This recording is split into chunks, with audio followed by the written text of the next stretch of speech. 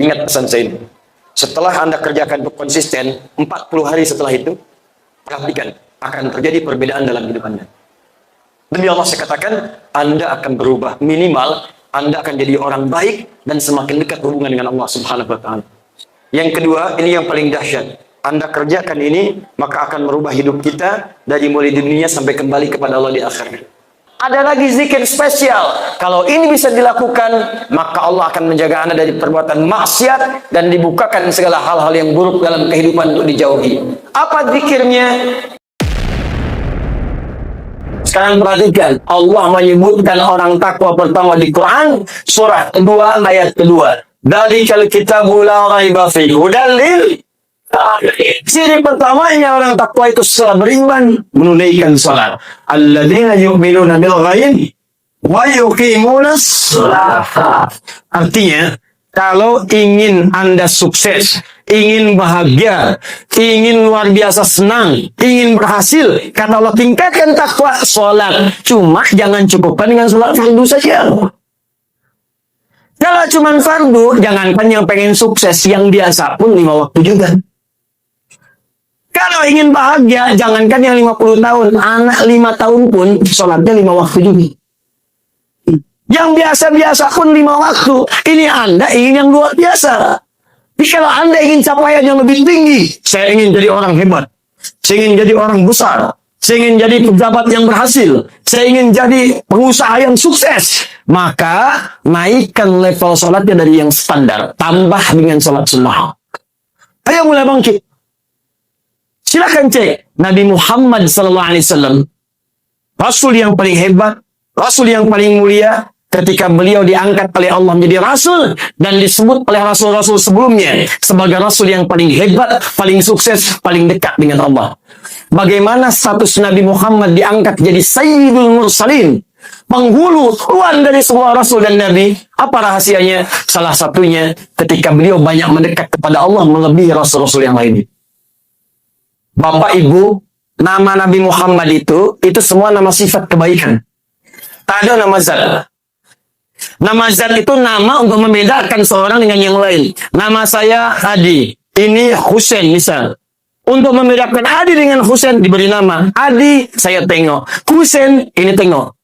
Bisa.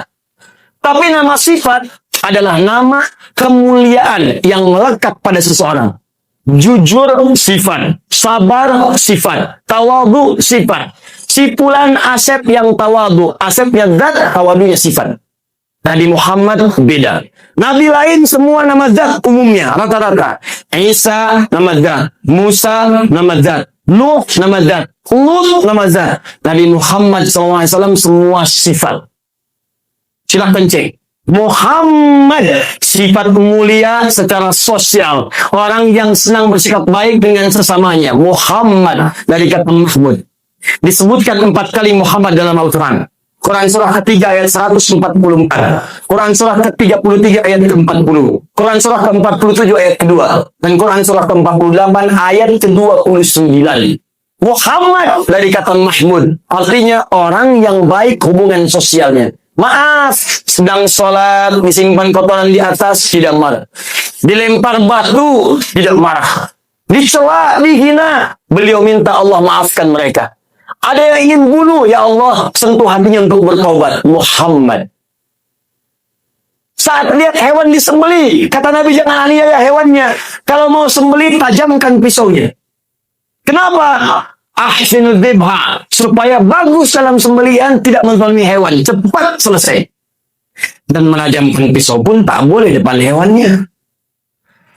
Kemudian sini kandidat selanjutnya siap-siap ya. Oh, ini awak tajamkan dulu nih supaya nanti mudah. Tak akan sakit sebentar siap-siap. Tak boleh. Dalam suasana perang, emosi tinggi, kata Nabi jangan injak tanaman. Jangan aniaya anak-anak kecil. Jangan aniaya yang sepuh-sepuh. Muhammad sallallahu alaihi wasallam. Azizun alaihi ma anittum. Harisun alaikum bil mu'minina raufur rahim. Tapi pertanyaannya kenapa disebut Ahmad oleh Nabi Isa? Buka Quran surah ke-61 ayat yang ke-6. Paling kiri 11. Kata Nabi Isa, "Mubashsyiran bi rasulin ya'ti min ba'di ismuhu Ahmad." Ahmad itu dari kata Hamid. Artinya orang yang punya hubungan dekat dengan Allah. Kalau sekali saja Hamid, rajin tahajud, belum senang puasa, Hamid. Rajin puasa, belum tahajud, Hamid. Tapi kalau orang ini rajin puasa, rajin tahajud, rajin tilawah, berubah nama jadi superlatif sighah mubalaghah dari Hamid menjadi Ahmad. Kenapa Nabi Muhammad disebut Ahmad? Kata Nabi Isa, karena Nabi terakhir ini orang yang paling dekat hubungannya dengan Allah, yang tak bisa ditandingi oleh manusia manapun, termasuk nabi-nabi yang lain. Ini dijamin surga. Surga sudah dijamin. Tingkat paling tinggi. Dipuji oleh Allah. Wa innaka la'ala khuluqin azim. Surganya datang sebelum wafatnya. Inna a'tainakal kautsar. Muhammad, kami sudah siapkan untukmu kenikmatan yang banyak di surga. Belum wafat, jaminan surga sudah ada. Tapi apakah itu menghentikan ibadah beliau kepada Allah? Sampai naik status yang paling tinggi? Tidak. Al-Bukhari nomor hadis 2010, paling kanan sebelah bawah di kitabnya. Sayyidah Aisyah mengisahkan bagaimana ketika beliau salat malam, padahal cuma sunnah bangun malam. Salatatu ashabin, datang 3 orang sahabat. Hudzaifah al-Yamani, Abdullah bin Mas'ud, Ubay bin Ka'ab radhiyallahu taala anhum jami'an. Ja'u ila sayyidati Aisyah, datang pada Sayyidah Aisyah bertanya, kaifa kanat sifatu salatun Nabi sallallahu alaihi wasallam? Bagaimana sifat salat malamnya Nabi sallallahu alaihi wasallam? Kata Sayyidah Aisyah, la tas'alu an husnihinna wa tulihinna. Tolong jangan tanya bagaimana bagus dan panjang bacaannya, sulit diikuti. Besok yang menasar, salat di belakang dada. Kata Hudzaifah al-Yamani, memang tak ada yang paling nikmat kecuali salat di belakang Nabi. Saat baca ayat-ayat surga, rasanya ingin cepat ke surga. Saat baca ayat neraka, segera berlindung, ya Allah jangan sampai masuk neraka. Tak terasa rakaat pertamanya 100 ayat Al-Baqarah. 1 rakaat pertama 100 ayat Al-Baqarah. Hudzaifah selesai, Abdullah bin Mas'ud penasaran. Emang enak, saya coba berikutnya. Abdullah bin Mas'ud ikut betul. Dia kira 100 ayat akan ruku, ternyata nyambung Al-Baqarah sampai selesai. Rakaat pertama 286 ayat. Dia kira akan nyambung, dia akan ruku, nyambung sampai Ali Imran 200 ayat. Dia kira akan ruku, nyambung sampai An-Nisa 176 ayat. Baru selesai An-Nisa 176 ayat, 5 juz 4 halaman, baru beliau ruku. Besoknya tak ikut lagi. Jadi begitu, Nabi Muhammad saja diangkat jadi Rasul paling hebat karena meningkatkan takwa salat Allah. Ini beliau Nabi, Rasul, dekat dengan Allah. Jaminan surga ada, masuk surga tanpa hisab, masih bangun menunaikan sholat sunat, tahajud sampai kaki bengkak. Anda Nabi bukan, Rasul bukan, jaminan surga belum ada, hisab masih menegangkan, bangun malam, mata bengkak. Cita-cita surga bersama Nabi lagi. Ayo coba cek siapa yang mau masuk surga, boleh angkat tangan. Masya Allah. Siapa yang ingin di surganya bersama Nabi, boleh angkat tangan. Masya Allah. Siapa yang ingin surga Firdaus, boleh angkat tangan. Sekarang turun. Sekarang jujur jawab ya. Syarat masuk surga itu banyak pahala, dosa kecil atau tak ada dosa. Sekarang saya tanya, siapa yang tak punya dosa? Angkat tangan. Ayo. Apa angkat saja, saya ulang. Siapa yang dosanya C? Tak ada. Siapa yang dosanya agak banyak? Boleh angkat. Siapa yang dosanya banyak? Angkatan. Ini mulai aneh. Ngaku dosa banyak, tapi pengen ke surga. Karena tuh yang pertama ya tingkatkan takwa. Sholat. Kalau bisa, mulai sekarang, keluarkan waktu sholat itu harus hafal. Duhur jam berapa, asar jam berapa. Itu disebut ciri iman. Ciri orang beriman yang pertama itu, bahkan kata Al-Quran, hafal waktu sholat. Buka Quran surah keempat, ayat 103, paling kanan pertengahan. Lihat ujung ayatnya. Inna salata kanat alal mu'minina kitaban mawquta. Kalau terjemah biasa diterjemahkan sungguh. Waktu sholat itu diketahui oleh orang beriman. Orang beriman itu mengetahui waktu sholat. Tapi kalau diterjemahkan dengan balaghah, sungguh. Kalau orang merasa punya iman itu, pasti dia akan tahu waktu sholat. Jarang beriman tuh tahu waktu salat. Bagaimana Anda bisa salat dengan baik kalau tak tahu waktunya? Ini kan aneh. Waktu kerja tahu, waktu gajian hafal, waktu dapat uang belanja tahu, waktu sekolah tahu, berangkat gelap, pulang gelap, tak dapat apa-apa. Allah nunggu kita tiap hari. Siapa yang butuh siapa yang ingin diampuni, siapa yang mau dimaafkan. Tapi Anda tak tahu waktunya, bagaimana Anda bisa mendapatkan itu semua? Maka ayo, ini rahasia yang pertama. Semua ulama, semua orang hebat memulai dengan salat. Ali bin Abi Thalib, sebelumnya Uthman bin Affan, sebelumnya Umar bin Khattab, sebelumnya Abu Bakar As-Siddiq, sahabat semua, ilmuwan setelahnya. Ya, awas Al-Kindi, Al-Farabi, Al-Ghazali, Ibnu Sina, Al-Khawarizmi, Al-Battani, semua memulai dengan salat. Karena itulah ibadah pertama yang disyariatkan oleh Allah kepada Nabi Muhammad bukan haji, bukan zakat, bukan puasa. Semua itu disyariatkan saat di Madinah. Pertama kali tidak ada yang lain kecuali salat. Nanti lain waktu kalau saya datang lagi, nanti saya terangkan bab khusus bagaimana cara sholat diajarkan oleh Nabi dari awal sampai akhir. Karena bukan sekedar bacaannya, semua gerakannya itu ada maknanya. Kenapa tangan diangkat seperti ini sejajar dengan bahu? Kenapa sejajar dengan daun telinga? Apa maknanya ini? Kenapa berdiri dengan tegak? Itu ada maknanya semua. Dan semua ada hadisnya. Ada hadisnya, keterangan ulamanya sampai dengan sujud. Kenapa kalau turun dari i'tidal, ada yang pakai lutut, ada yang pakai telapak tangan. Ada dua cara. Siapa yang turun sujud pakai telapak tangan, boleh angkat tangan. Sami'allahu liman hamidan, Allahu akbar. Turun sujud, telapak tangan dulu atau lutut dulu? Yang lutut angkat tangan. Yang telapak tangan. Yang turun dengan dua-duanya. Ada? Tapi begini maksud saya, mau pakai telapak tangan, mau pakai lutut, boleh. Tapi harus tahu dasarnya apa. Landasannya apa. Kalau kita bisa dapatkan itu, ibadahnya enak, nikmat. Yang pakai lutut, boleh. Dalilnya Abu Daud, nomor hadis 838. Posisi paling kanan sebelah bawah di kitabnya. Riwayatnya dari Wa'il bin Fujur. Yang pakai telapak tangan, boleh. Nomor hadis 841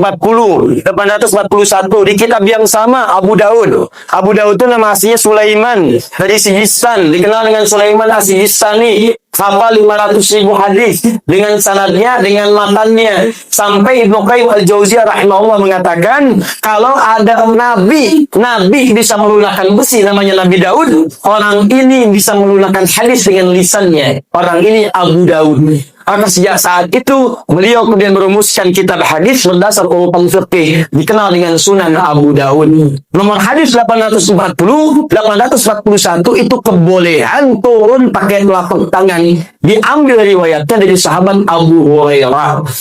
Tapi harus tahu, Abu Hurairah itu masuk Islam 3 tahun sebelum Nabi wafat. Usia Nabi sudah 60 tahun. Nabi sudah sepuh, seringkali sakit-sakitan. Kadang-kadang kalau berdiri tak kuat, pakai tongkat atau bersandar. Karena itu saat pertama kali merasakan sakit, lututnya bermasalah. Turunlah pakai telapak tangan. Wa'il masuk Islamnya di awal Islam. Nabi masih sehat. Ikut perang Badar, ikut perang Uhud, ikut perang yang lainnya. Nabi turun pakai lututnya. Tapi bukan karena sepuh atau muda. Maksud Nabi itu, kalau lutut bermasalah, gunakan telapak tangan. Kalau telapak tangan bermasalah, gunakan lutut. Bukan masalah tua atau muda. Jangan sampai ada yang sujud, kemudian telapak tangan turun, Anda katakan, Tuhan. Supaya mudah. Jadi pakai telapak tangan boleh, pakai lutut boleh. Yang tak boleh itu pakai kepala duluan. Kalau seperti ini kita enak, sholatnya nyaman, tentram, nikmat. Tak ada perselisihan. Ini gara-gara kunut, satu tidak, ribut. Akhirnya masjidnya kosong, yang sholat tak ada. Yang kunut dia punya dalil, yang tak kunut punya dalil, yang tak ada dalil, yang tak sholat subuh. Bismillah sir boleh, jahir boleh, tadi baca pun boleh, ada 4 cara. Apa bahasa Padangnya 4? Itu. Tapi jangan 2 kali tempe.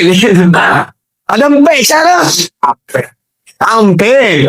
Ada 4 cara. Hadisnya 70 hadis. 70 hadis pernah dikerjakan oleh Nabi. Bismillah pernah jahar. Bismillahirrahmanirrahim. Boleh. Silencer. Alhamdulillahi Rabbil Alamin. Boleh. Dibaca sama sekali. Boleh. Langsung. Alhamdulillahi Rabbil Alamin. Boleh. Yang keempat, baca rakaat pertama jahar, selanjutnya tadi baca lagi. Boleh. 70 hadis. Kalau kita sudah paham ini, kita bisa praktekkan, silakan pilih mana yang paling nyaman. Dan tak perlu berselisih. Saya ini pernah tugas di Mekah 2010. Menerima jemaah haji. Begitu sholat Isya, imamnya Syekh Sudes. Jemaah haji itu di Mekah, mazhabnya Hambali. Bismillahnya sir. Setelah itu, alhamdulillah. Bismillahirrahmanirrahim. Alhamdulillahi Rabbil Alamin. Apa jawaban jemaah ini? Oh, ini Imam Muhammadiyah.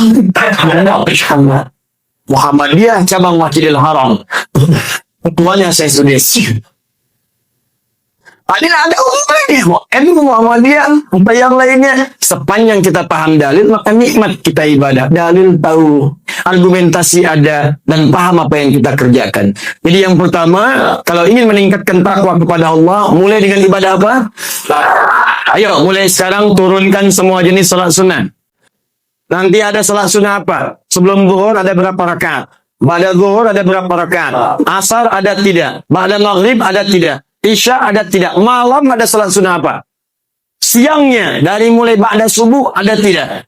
Duhanya ada tidak? Sampai semua, kalau bisa koleksi semua waktu salat sunnah, kerjakan. Ingat pesan saya ini. Setelah Anda kerjakan itu konsisten, 40 hari setelah itu, perhatikan, akan terjadi perbedaan dalam hidupannya. Demi Allah saya katakan, Anda akan berubah. Minimal, Anda akan jadi orang baik, dan semakin dekat hubungan dengan Allah Subhanahu wa Ta'ala. Kalau semakin hebat, puncak yang terakhirnya, ada orang yang saking dekatnya dengan Allah, dia belum meminta kepada Allah, langsung dikabulkan oleh Allah. Doa itu ada yang mengangkat, minta dikabulkan. Ada yang mengangkat, minta terlambat dikabulkan. Ada yang belum mengangkat tangan, baru terbersit di kepala, langsung diberikan oleh Allah. Ada yang perempuan, contohnya Maryam. Ibu kenal Maryam? Yang ini bilang tidak, Ibu. Tidak. Alhamdulillah, ada saingan di sini. Kenal Maryam. Maryam itu bukan nabi, bukan rasul, tapi takwa dekat dengan Allah. Ibu bapaknya menyiapkan dari sejak di kandungan, Bu, dalam kandungan disiapkan oleh ibunya supaya dekat dengan Allah. Dibacakan ayat-ayat yang baik, doa-doa yang baik. Ini boleh sekarang orang-orang perempuan mengandung bacakan Quran. Sudah penelitian. Bacakan. Lahir, disiapkan. Guru yang baik, kasih nama yang baik. Bikinkan tempat yang baik. Dibuatkan mihrab. Apa yang terjadi? Perhatikan Quran surah ketiga, ayat 37-nya. Maryam itu setiap akan diberikan kebutuhan, sudah ada di tempatnya. Kullama dakhala 'alaiha Zakaria al-mihrab wajada 'indaha rizqa. Setiap datang pamannya Allah. Nabi Zakaria membawa pakaian, ada pakaian. Membawa makanan, ada makanan. Bawa buah, ada buah. Yang dahsyat, musim anggur, ada anggur normal. Bukan musim anggur, ada anggur. Bukan musim apel, ada apel. Pamannya bertanya, ya Maryam, anna laki hadza? Maryam, dari mana semua ini? Saya kan belum antarkan, kenapa sudah ada? Kata Maryam, huwa min indillah. Alat, ia berkata, huwa min indillah. Paman, semua ini Allah yang kasih. Jadi kalau anak kecil diajarkan kalimat baik, Allah, astagfirullah, alhamdulillah, dari sejak kecil, maka yang keluar lisannya Allah, subhanallah, alhamdulillah. Diajarkan dekat dengan Allah, lisan yang keluar pertama kali kalimat-kalimat thayyibah. Saya pernah lihat ada anak kecil mau disuntik di rumah sakit. Saking ibunya banyak mengajarkan kalimat-kalimat amal soleh. Begitu mau disuntik, yang keluar bukan tangisan, bukan kalimat-kalimat sedih, bukan kalimat-kalimat biasa. Astagfirullah ya Allah, astagfirullah, ampuni dosa saya ya Allah. Mau disuntik, astagfirullah. Karena memang kosakatanya cuma punya itu. Anak sekarang beda. Lewat polisi, oh robokan poli. Lihat TV, topon, heli, Embrace, robokan poli. Oh, Luar biasa. Coba tanyakan pada mereka. Tahu Ali bin Abi Thalib? Siapa? Temannya Tobat X. Generasinya seperti itu. Kita kembalikan di sini. Dua, saya cepat. Supaya kita punya waktu kita diskusi jawab pertanyaan. Yang kedua, ini yang paling dahsyat. Anda kerjakan ini, maka akan merubah hidup kita dari mulai di dunia sampai kembali kepada Allah di akhirat. Yang kedua, cepat ya. Setelah sholat, usahakan dari sekarang, jangan pernah tinggal. Jadilah ahli Al-Quran. Ini amanah saya. Saya ulang, jadi ahli Al-Quran. Ahli Quran dibagi 3. Ini hadisnya sudah sahih. Kalau Bapak Ibu bisa dekat dengan Al-Quran, ada langsung jaminan dari hadis Nabi. Imam Al-Bukhari yang menyampaikannya dalam kitab sahihnya. Imam Al-Bukhari menerima hadis ini karena beliau tak jumpa dengan Nabi. Wafat tahun 261 Hijriah. Waktu beliau. Tapi yang paling menarik, beliau cari sampai ketemu dengan Nabi. Hadisnya. Beliau mendapatkan hadis ini dari Hajjaj bin Minhal. Hajjaj bin Minhal mendapatkan hadis ini dari Syu'bah. Syu'bah mendapatkan hadis ini dari Al-Qamah bin Marsad. Al-Qamah bin Marsad mendapatkan hadis ini dari Sa'ad bin Ubaidah. Sa'ad bin Ubaidah mendapatkan hadis ini dari Abu Abdurrahman As-Sulami. Abu Abdurrahman As-Sulami mendapatkan hadis ini dari Utsman bin Affan dan Ali bin Abi Thalib radhiyallahu ta'ala anhuma. Keduanya mendapatkan dari Nabi sallallahu alaihi wasallam. Perhatikan kalimat Nabi-nya. Sayrukum man ta'allamal Qur'ana wa 'allama. Kalau ada orang hebat, orang baik, kata Nabi, maka yang terbaik di antara orang baik itu, yang terhebat di antara orang hebat itu hanya satu, yaitu ahli Al-Quran. Siapa yang mau belajar Quran dan mengamalkan isinya. Ini janji Nabi. Anda belajar Quran, amalkan isinya, jadi orang hebat. Dipraktikkan oleh ulama. Caranya ada 3. Pertama untuk pemula. Jadi ahli Quran kalangan pertama yang senang baca Quran. Mulai baca dulu, target.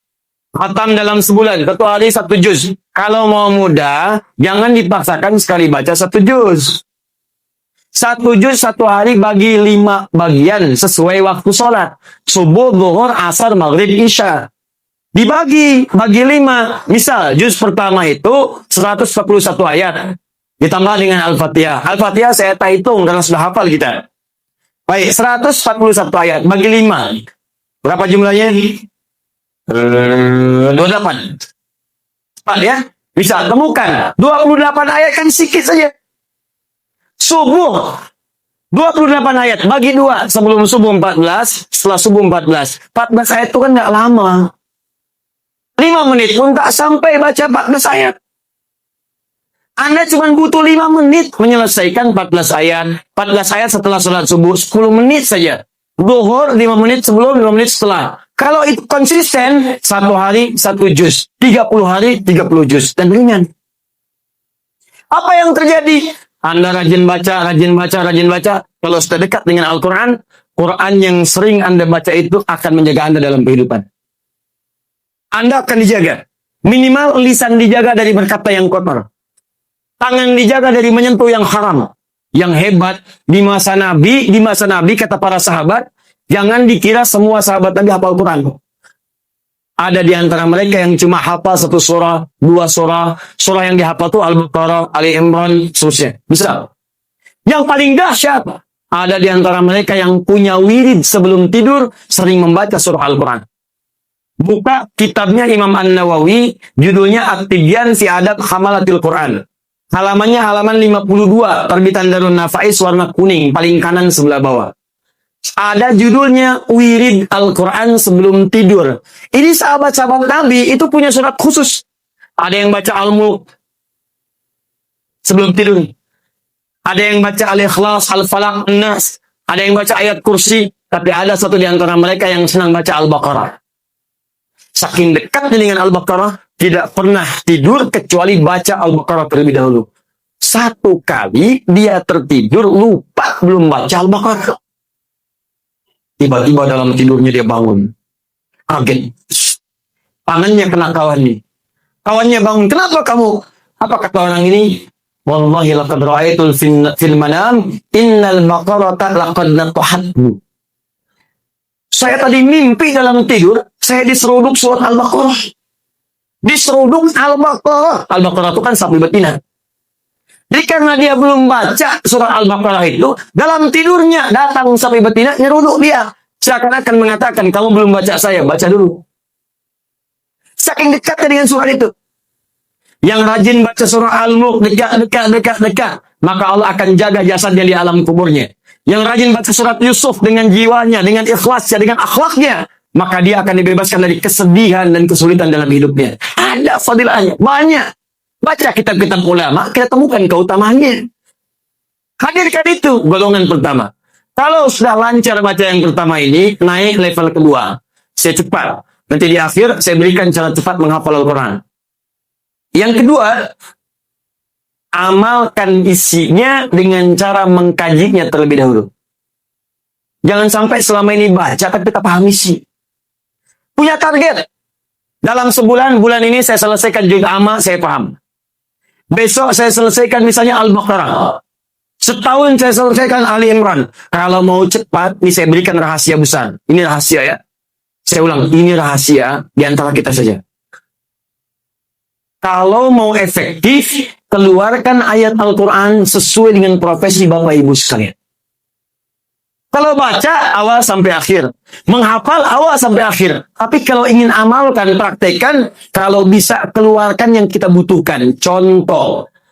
Ini saya lihat banyak yang berdagang. Ada di pasar, ada di bangunan, di toko-toko, macam-macam. Kenapa tidak ngaji keluarkan ayat Quran tentang jual beli? Tentang bisnis. Ayatul tijarah, bimbingan bisnis dalam Al-Quran. Keluarkan ayatnya. Setelah dikeluarkan, kumpul para pedagang semua. Ngaji, cari buya, cari alim, cari ustaz. Dan itu kumpul, itu saja yang dibahas. Praktekkan di pasar. Praktekkan di supermarket. Praktekkan di tempat jual beli. Demi Allah, saya katakan, wallah, demi Allah. Allah menjadi saksi. Tidak pernah ada sahabat, tabi'in, ulama, masyarakat muslim mengamalkan isi Al-Quran dalam perdagangan kecuali semua bisnis yang akan kembali balik tanpa modal. Kembalinya untung semua. Untung. Abdurrahman bin Auf cuma punya waktu 3 bulan. Modalnya pakaian. Diamalkan isi bimbingan Nabi melalui beliau. Diamalkan 3 bulan jadi orang nomor kaya. Nomor 3 paling kaya di Madinah. Setahun jadi orang paling kaya nomor 1 di Madinah. Kapnya terbuat dari emas. Cuma setahun. Utsman bin Affan sampai sekarang asetnya masih ada. Sumurnya yang dulu dibebaskan masih ada. Ya, lembah-lembahnya masih ada. Kebun kurmanya masih ada. Kebun kurmanya dibebaskan. Sekarang wilayah itu akan jadi hotel penginapan. Hasilnya diinvestasikan, disedekahkan pada orang-orang Islam atas nama Utsman bin Affan radhiyallahu taala anhu. Wasiat. Bapak ibu, berapa lama jadi ayah? Ibu berapa tahun jadi ibu? Belasan tahun, puluhan tahun. Kenapa tak diturunkan ayat-ayat menjadi ibu dalam Al-Quran? Kenapa tidak dikaji ayat rumah tangga? Adik-adik yang belajar, kenapa nggak mengeluarkan ayat-ayat pelajaran di Quran? Ayat-ayat ilmu ada. Cara cepat menghafal, Quran surah 9 ayat 122. Cara cepat meningkatkan iman sambil belajar, Quran surah 58 ayat 11. Cara cepat mendapatkan kenikmatan dari Allah saat belajar, Quran surah 96 ayat pertama. Ada semua. Yang rumah tangga ada. Yang cari nafkah ada. Quran surah kedua ayat 168. Kalau pengen cepat, Quran surah kedua ayat 172. Ingin cepat lagi, Quran surah 7 ayat 96. Ada semua. Apa yang sulit? Keluarkan ayatnya, pelajari. Yang ketiga. Ini bagian terakhir dari ceramah kami. Dan ini saya akan tunjukkan kepada Bapak Ibu. Saking mudahnya kita bisa melakukannya. Yang ketiga, ini yang diinginkan oleh Al-Quran. Praktekkan Al-Quran dalam hidup kita dari ujung kepala sampai ujung kaki. Jadilah ahli Quran. Hafalkan Qurannya, bukan sekedar dihafal, tapi supaya ayat yang sudah kita hafalkan itu langsung membimbing aktivitas kita dalam hidup. Kalau mau melihat, matanya hadir, mengingatkan penglihatan kita. Hei, ini yang harus dilihat, ini jangan dilihat. Qulil mu'minina yaghuddu min absarihim. Katakan pada pria-pria beriman, ini yang dilihat, ini tak boleh dilihat. Kalau itu bisa dilakukan, jadi ahli Quran yang hebat. Ada orang keluar surau tertukar sandal. Ada. Begitu mau keluar, mau pakai sendal orang, itu bukan punya kamu, palingkan. Jangan ambil. Ada orang salah tanda tangan, pejabat tanda tangan proyek salah ada. Begitu akan tanda tangan, ayatnya berkata, wailul lil mutaffifin, celaka orang yang curang.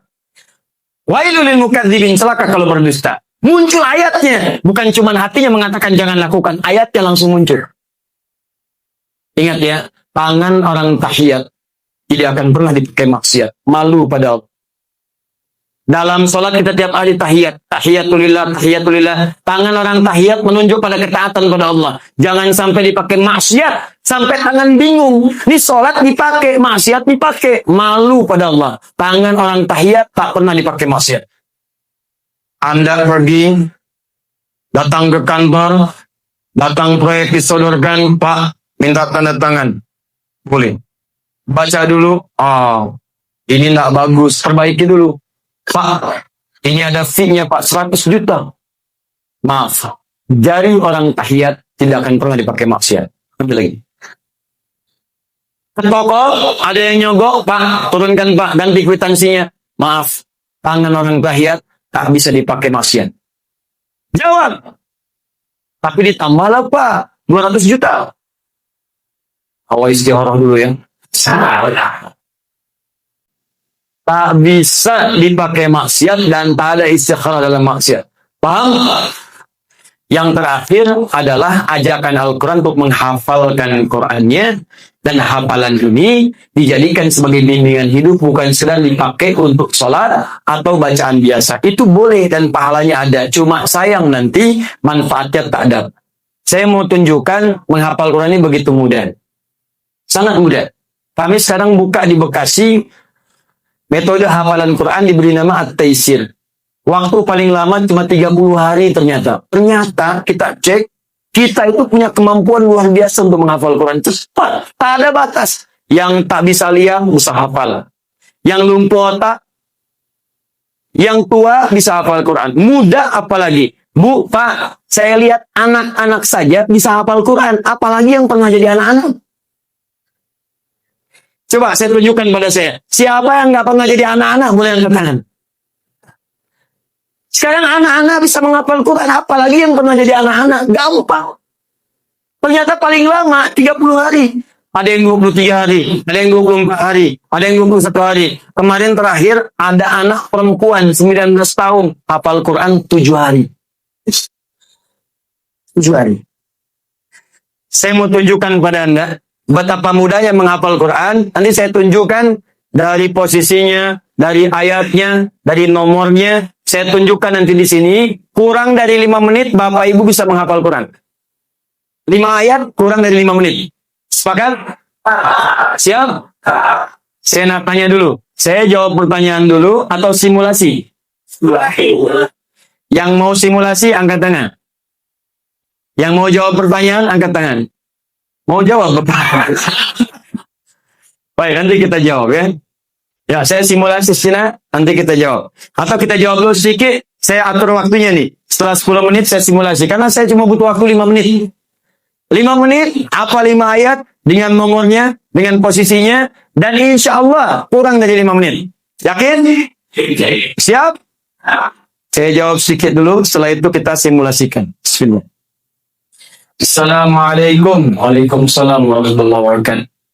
Boleh nggak Ustadz ketika sujud kita membaca doa apa yang kita inginkan, terutama pada saat sujud terakhir? Boleh. Apa dalilnya? Ibnu Abbas radhiyallahu taala anhuma qala Rasulullah sallallahu alaihi wasallam, perhatikan, innama aqrabul 'abdi min rabbi wa huwa sajidun fa aqsirud du'a. Keadaan berdekat antara seorang hamba dengan Tuhannya adalah saat sujud, maka perbanyak doa saat sujud. Apalagi dalil Qurannya, Quran surah ke-48 ayat ke-29. Muhammadur Rasulullah walladzina ma'ahu asyidda'u 'alal kuffar ruhama'u bainahum tarahum ruk'an sujada yabtaghuna fadlan minallah wa ridwan. Umat Muhammad itu adalah umat Rasulullah yang penyayang dengan sesama, yang keras terhadap penyimpangan, engkau akan saksikan umat Nabi Muhammad itu senang sholat. Jadi kalau ada mengaku umat Nabi Muhammad tak mau sholat, dipertanyakan dia umat Nabi Muhammad atau bukan. Para ruk'ah sujada, kau lihat dalam ruku dan sujudnya yang taguna fadla minallahi wa ridwana. Dalam sujudnya dia banyak berdoa kepada Allah, minta keutamaan hidup dan ridha Allah Subhanahu wa taala. Jadi kalau bertanya bolehkah banyak berdoa dalam sujud? Boleh. Pertanyaannya bagaimana caranya? Caranya. Yang pertama, kalau doa itu pernah diajarkan oleh Nabi dengan lafaznya, maka silahkan baca langsung dengan lafaznya. Sah. Selain ayat Al-Quran. Kalau ayat Al-Quran tak boleh dibaca dalam sujud. Kecuali potongan ayat yang diniatkan sebagai doa, bukan ayatnya. Misal, Rabbana atina fid dunya hasanah wa fil akhirati hasanah wa qina adzabannar. Diniatkan sebagai doa, bukan ayatnya.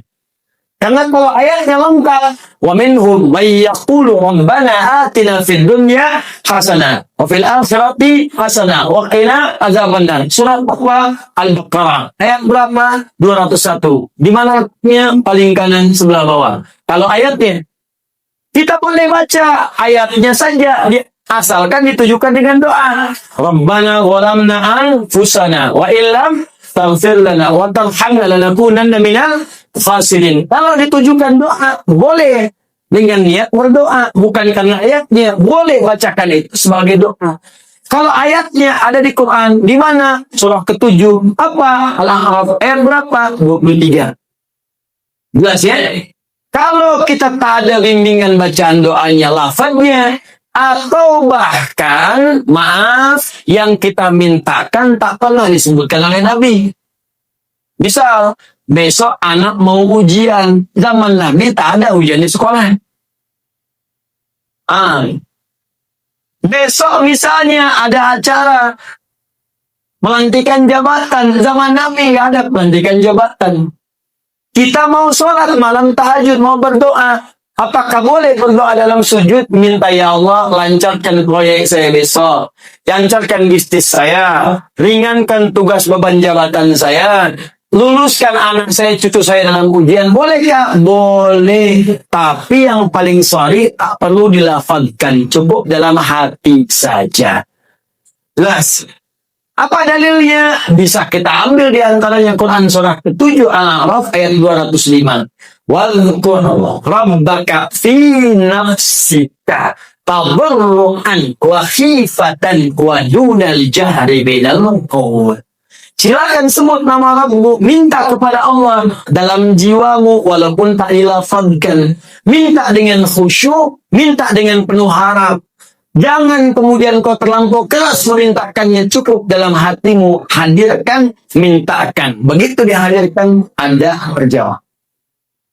Ya, dan minta dalam hati ini boleh dalam sujud, boleh juga dalam saat berdiri. Saat membaca kalimat iyyaka na'budu wa iyyaka nasta'in. Di hati langsung hadirkan. Ya Allah, sukseskan bisnis saya. Ya Allah, lancarkan ujian saya. Apa dalilnya? Hadis qudsi dari Anas bin Malik radhiyallahu taala anhu. Qasamtu shalat baini wa baina 'abdi ala nisfain. Kata Allah, saya bagi salat pada dua bagian antara aku dengan hambaku. Wa li 'abdi ma sa'ala. Kalau hambaku benar salatnya sampai bacaan tertentu, aku akan kabulkan apa yang dia minta.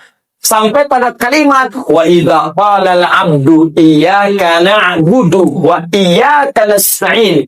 Kalau seorang hamba dalam salatnya berkata iyyaka na'budu wa iyyaka nasta'in, qala Allah azza wa jalla, langsung dijawab oleh Allah, hadza baini wa baina 'abdi. Ini perjanjian, komitmen antara aku dengan hambaku. Wali 'abdi, kalau hambaku benar salatnya sampai bacaan tadi, iyyaka na'budu wa iyyaka nasta'in, qala Allah azza wa jalla, lihat jawaban Allah, wali 'abdi ma sa'ala. Apapun sekarang yang dia minta, aku akan kabulkan. Tapi tak perlu dilakukan. Dalam hati aja minta. Kalau benar, dikabulkan oleh Allah. Jelas di sini? Allah Ta'ala a'lam bis-shawab. Ustaz, saya seorang mahasiswa. Semester awal dan pengawan menikah muda. Doakan saya agar dimudahkan dan segera bertemu dengan jodoh saya. Insya Allah. Kalau ingin bertemu jodoh, jangan selalu jadi pengamat. Nah, ini pengamat menikah muda, tapi tidak dapat jodoh. Cara mendapat jodoh itu bukan mengamati, tapi berikhtiar untuk mendapatkannya. Ya, kenali, ta'aruf, cari sesuai dengan ukuran Nabi. Tak kenal maka tak ta'aruf, bukan tak sayang. Tidak semua kenal itu mesti sayang. Bahwa kenal dengan istri tetangga kan tidak harus sayang. Bahkan tak kenal maka ta'aruf, tak tahu maka berkenalan. Cara ta'aruf yang baik untuk mencari jodoh banyak dari Nabi. Unkahul mar'atu li arba'in. Kalau ingin cari jodoh perempuan itu lihat pada 4 halnya. Perempuan ke laki-laki juga demikian, lihat 4 halnya. Pertama, jamaliha.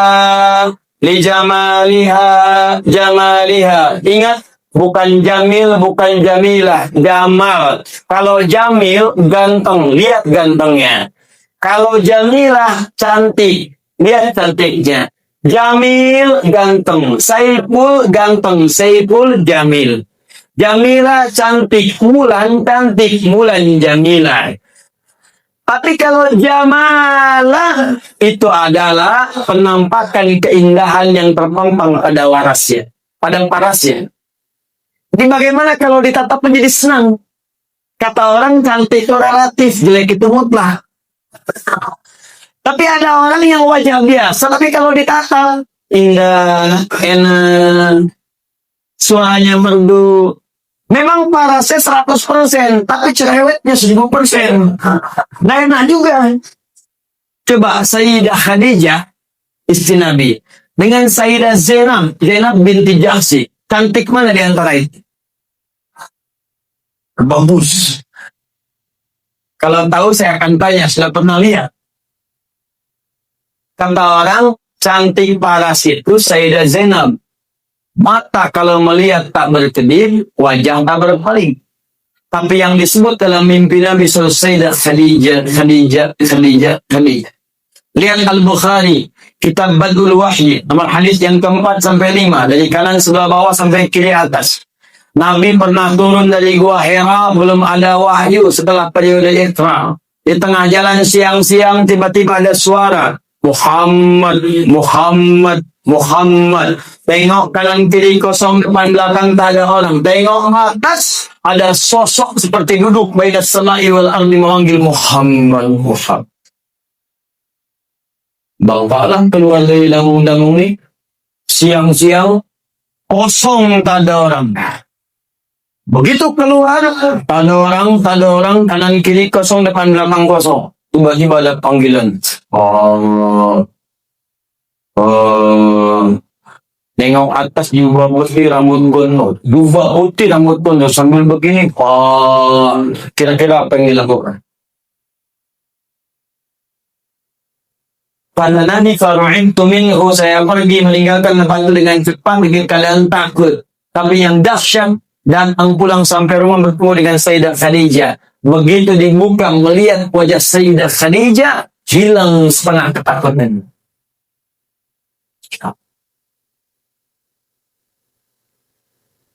Jika dia ditatap, maka damai hatimu, kata Nabi. Calon istri yang baik ketika dilihat Sayyidah Khadijah, baru lihat wajah istri, masalah hilang. Setengah masalah hilang. Apa kata Nabi? Dasfiruni. Di riwayat lain, zammiluni. Selimuti saya. Saya khawatir. Dibawa, digandeng, masuk ke kamar, diselimuti. Keluar kalimat yang indah. Zaujil karim, bermakna, sayang, engkau itu orang baik. Engkau menyambung silaturahim. Engkau senang memberi. Engkau orang baik dalam kehidupan. Engkau tak punya musuh. Tanamkan dalam jiwamu yang paling dalam. Aku akan bersamamu dalam suka dan duka. Seketika hilang masalahnya. Turun malaikat yang tadi membawa surah Al-Mudaththir, surah 74. Ya ayyuhal mudaththir, qum fa'anzir. Itu asbabun nuzulnya tadi. Jadi sekarang bagaimana caranya? Masya Allah, Bu, pulang ke rumah. pastikan suami lihat ibu hilang masalah. Pulang dari kantor, pulang dari pasar, ada masalah di pasar. Yang ke rumah, Assalamualaikum. Waalaikumsalam. Dengan suara istri, Alhamdulillah tenang. Begitu dibuka, tambah masalah. Nah, ini pertama lah. Yang kedua, nasabiyah. Lihat dari mana dia berasal. Supaya tidak menimbulkan fitnah. Cari ukurannya. Ketiga, kemudian apa yang terjadi? Kata Nabi, lihat juga lima liha. Ada yang menafsirkan adalah kekayaan hartanya. Tapi saya cenderung kepada penafsiran kemampuan dia mengelola harta suaminya. Awas, kadang banyak yang salah tafsir. Oh, kalau yang kaya, saya cari aja janda kaya. Saya nikahin kaya saya. Tidak. Saya cari aja anak orang kaya. Saya nikahin jadi kaya. Tidak. Kata para ulama hadis sebagian, makna di sini adalah kemampuan dia mengelola harta suami. Jangan sampai pendapatan Anda 5 juta, tapi zakat molnya dia 10 juta. Stres Anda. Untuk salonnya saja 7 juta. Capek. Yang terakhir, yang keempat, lidiniha, ketaatannya kepada Allah. Ya, fadfar bidatin dini talibat jadak. Kalau ada yang keempat ini yang paling dahsyat. Karena itu Bu, Pak, maaf ya. Kalau ada seorang pemuda, akhlaknya baik, agamanya bagus, Qur'annya hafal, taat pada Allah. Kata Nabi, jangan ditolak itu karena sulit untuk menemukannya. Jangan dihilangkan peluangnya, cepat. Sekarang sedang marak di Indonesia, Jakarta, Bekasi sekitarannya. Mahar untuk menikah, sekarang rata-rata hafal berapa juz. Ada seorang pemuda datang melamar kepada anak kiai. Anaknya cantik luar biasa, taat soleha. Ternyata bukan dia saja yang datang, 2 orang lain datang, 3 orang datang mau mengajukan lamaran. Begitu datang pertanyaan kiainya bukan yang lain, Quran. Anda siapa namanya? Saya Anas, Pak. Baca surat Anas. Baca. Bagus. Kalau Anda siapa? Saya Torik, Pak. Baca surat apa? Bagus. Yang ketiga, belum ditanya, udah ucap bayarnya. Kalau Anda siapa? Saya Imran, Bang. Dia hilang akal. Cuma panggilan sehari-hari, pulhuan.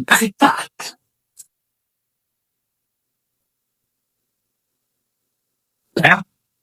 Nah, coba carilah yang seperti itu. Yang S1 juga demikian. Coba ta'aruf yang baik. Kalau sudah jangan lama-lama. Ya. Lamar dengan baik. Doa malamnya istikharah. Nampak dia, besoknya lamar. Doakan, sentuhlah ia tempat di hatinya. Maka ia akan jadi mirip untuk selamanya. Itu status.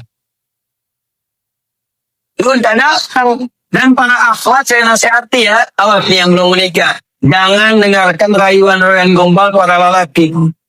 Aku mencintaimu. Jangan saya. Katakan padanya, buktikan cintamu dengan menuliskan namaku di buku nikah kita. Kata. Itu. Punya BPKB. Apa itu BPKB? Buku pernikahan itu kan membuat. Masya Allah. Kenapa nyampe saat ini? Ya, 3 menit lagi saya jawab. Bismillahirrahmanirrahim. Ustaz, bagaimana caranya kita berdoa kepada Allah supaya hati kita tenang? Hati kita tenang. Caranya yang berdoa. Minta kepada Allah supaya diterangkan nanti. Bagaimana caranya? Yuk kita mulai beberapa bagian dari Al-Quran. Pertama, tingkatkan zikir kepada Allah. Apa itu zikir? Zikir itu amalan yang punya pengaruh kepada hati. Selain tenang, nanti Allah akan turunkan cahaya. Apa dalilnya? Quran surah ke-13 ayat 28.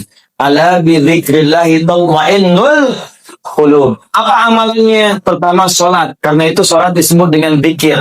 Apa dalilnya? Quran surah ke-20 ayat 14. Innani anallahu la ilaha illa ana fa'budni wa aqimis salata li dzikri. Tunaikan salat sebagai zikir kepada. Amalan yang kedua apa? Rajin baca Al-Quran. Rajin. Datang surau, baca Quran. Pulang kamar, baca Quran. Walaupun harus panjang-panjang, konsisten bacakan. Maka Allah memberikan hidayah dan kemuliaan. Apa dalilnya? Quran surah 15 ayat 9. Inna nahnu nazzalna dzikra wa inna lahu lahafizun. Kami yang telah turunkan Al-Quran sebagai zikir. Jadi baca Quran itu zikir. Amalan ketiga boleh menghafal walaupun ayat-ayat pendek. Menghafal Quran itu bagian dari zikir. Apa dalilnya? Quran surah ke-54, ayat ke-17, ayat ke-22, ayat 32, ayat ke-40. Walaqad yassarnal Qur'ana lidzikri fahal min muddakir. Kami telah mudahkan Al-Quran yang bisa digunakan sebagai zikir untuk dihafalkan. Baca, maka akan terbuka segala kemuliaan. Ada lagi yang zikrullah, sebut nama Allah. Ya Allah, Ya Rahman, Ya Rahim, Al-Asma'ul Husna. Pada dalilnya Quran surah kedua Al-Baqarah ayat 152. Fadhkuruni azkurkum. Zikir kepadaku, aku akan menyebut namamu. Bagaimana cara berzikirnya? Quran surah ke-17 ayat 110. Kulit Allah, sebut nama Allah. Ya Allah, Ya Allah, Ya Allah. Ar-Rahman, apa Ar-Rahman? Ar-Rahman, Ar-Rahman. Ayyamma tad'u falahul asma'ul husna. Atau sebutkan nama-nama Allah dari al-asma'ul husna. Terakhir, sebut dengan kalimat thayyibah. Subhanallah, alhamdulillah, Allahu akbar. Hadis Muslim dalilnya, nomor hadis 571. Apa dalil Qurannya? Quran surah 4 ayat 103. Fa'idha qadaytumus salata, jika Anda selesai menunaikan salat, fadhkurullaha, cepat berzikir kepada Allah. Ada lagi zikir spesial. Kalau ini bisa dilakukan, maka Allah akan menjaga Anda dari perbuatan maksiat dan dibukakan segala hal-hal yang buruk dalam kehidupan dijauhi. Apa zikirnya? Istighfar sebelum subuh. Sebelum tiba subuh. Tahajud, tunggu subuh, istighfar. Astaghfirullah. Astaghfirullahaladzim alladzi la ilaha illa huwal hayyul qayyum wa natubu ilaih. Apa dalilnya? Quran surah 51 ayat 18 paling kanan pertengahan. Wa bil ashari hum yastaghfirun. Allah Ta'ala ala al-salam.